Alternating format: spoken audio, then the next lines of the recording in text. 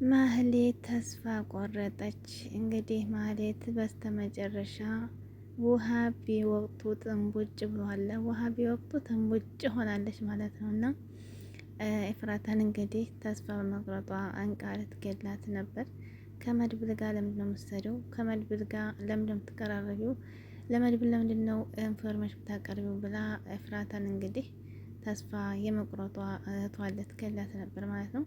ሉላዬ ደግሞ ዛሬ በጣም ጥሩ ነገር ሰርታለች። ጠበቃው ደግሞ እንግዲህ እበላለሁ ሲል ተበልቷል ማለት ነው። አሰላሙ አለይኩም ወራህመቱላሂ ወበረካቱህ። ውድና የተከበራችሁ ቤተሰቦች እንዴት ናችሁ?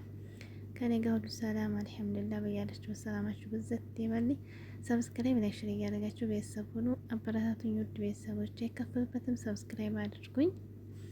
እንግዲህ ምሳሌ ድራማ እንደቀጠለ ነው። አሁን ላይ እንግዲህ ማህሌት በቀኟም በግራም በሁሉም ነገር ጨለማ ሆኖባታል። ጨለማ ማለት ነው። እንግዲህ እሷ ብር ከሌላት ደግሞ ምንም ማድረግ አትችልም። ያ ብር ሁሉ ተጇ ጠፍቶ እንግዲህ ዛሬ የምትጠጋበትና የምታድርበት የምትቀመጥበት ቤት ራሱ አታለች ማለት ነው። ያው እስከዛሬም እንግዲህ በውጅግ ብር ቢሰጣትም ዝና አብሽሪ ቢላትም ነገር ግን መኖር የያዘችው ከእህቷ ከኤፍራታ ጋር ኤፍራታ ቤት ነበር ማለት ነው። እና አሁን ላይ ደግሞ ኤፍራታ ተቤት እታስወጣታለች ማለት ነው። እና መድብል ለምን ቀረብሽው? ከመድብል ጋር ነው የምትሰሪው ብላ እንግዲህ ማህሌት ኤፍራታን ተስፋ ስለቆረጠች በሁሉም ነገር። ምክንያቱም አሁን ላይ እሷ ዝናም ያው ተመልሰሽ ወደ ቤትሽ ግቢ ባልሽን ይቅርታ አድርግልኝ ብለሽ ግቢ ብሏታል። እዛም ሌላ ትእዛዝ ትሰጥታለች። ሁለተኛ እዚህ ደግሞ ብር የላትም። እዛም ደግሞ ያው ቅድስት እንደምታገባ መድብል ነግሮ አቃጥሏታል አሁን ለታ ማለት ነው። እና ዙሪያው ገደል ሆኖባታል።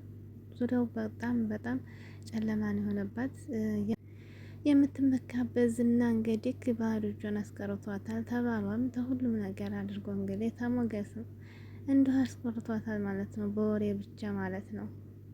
እና ተስፋ ቆርጣለች ማለት ነው። ኤፍራታም እንግዲህ ከመድብል ጋር ነው የምትሰራው።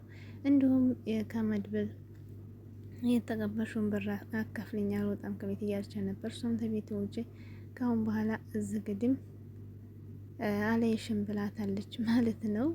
እንዲሁም ደግሞ ሉላ እንግዲህ ጠበቃው በጣም እየረበሻት ነበር።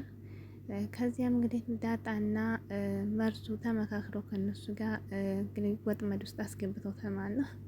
በጣም በጣም አለመሳቅ የማይቻለው የዳጣና የእንትና የመርዙ ተንኮልነት ማለት ነው። ደስ የሚሉ ልጆች ማለት ሁለታቸው አንድ አይነት ናቸው። ኮሜዲ ይችላሉ። ተመሳሳይ ናቸው ማለት ነው። ዳጣና መርዙ መጨረሻ ፓርት ላይ በጣም በጣም ነበር ያሳቁኝ ማለት ነው።